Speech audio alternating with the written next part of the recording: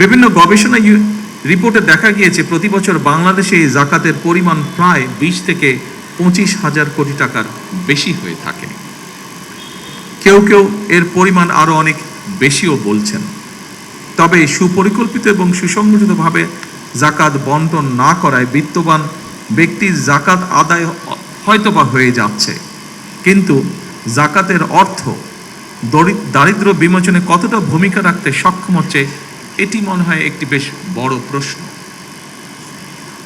যতটুকু আমি জানি, অবশ্যই এখানে বিশিষ্ট আলেম ব্যক্তিবর্গ বসে আছেন, ওনাদের তুলনায় এই ব্যাপারে আমার জ্ঞান খুবই সীমিত। যতটুকু আমি জানি,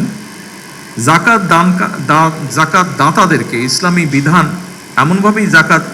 বিধানে এমনভাবেই জাকাত বন্টন উৎসাহিত করে যাতে একজন জাকাত গ্রহীতা প্রথম বছর জাকাত গ্রহণ করার পরের বছর আর জাকাত গ্রহণ করা যেন না লাগে, না প্রয়োজন হয়।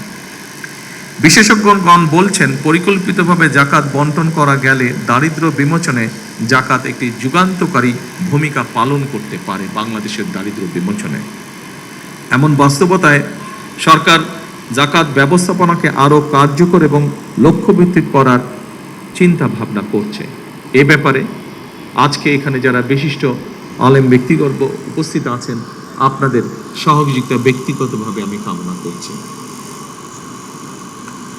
সম্মানিত সকল উপস্থিতিগণ,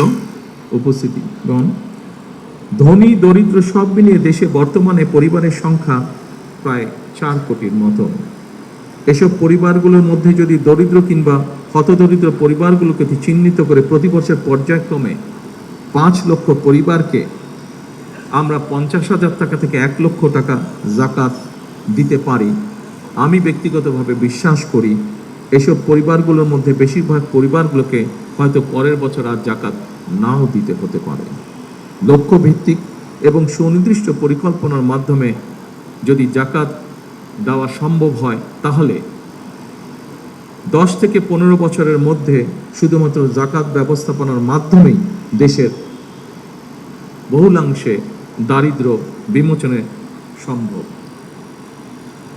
বা দারিদ্র বিমোচন যে কর্মসূচি আছে সেটিকে বাস্তবায়ন করা সম্ভব।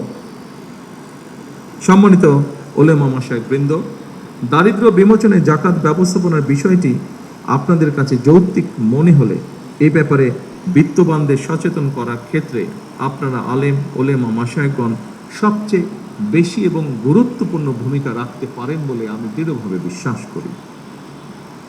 জাকাত ব্যবস্থাপনার মাধ্যমে দারিদ্র বিমোচন করার লক্ষ্যে দেশের শীর্ষস্থানীয় আলেমা ওলেমা, ইসলামিক স্কলার এবং সরকারি কর্মকর্তা সহ সংশ্লিষ্টদের নিয়ে ধর্ম মন্ত্রণালয়ের মাধ্যমে অথবা তার অধীনে বিদ্যমান জাকাত বোর্ডকে নিশ্চয়ই আমরা পুনর্গঠন করতে পারি।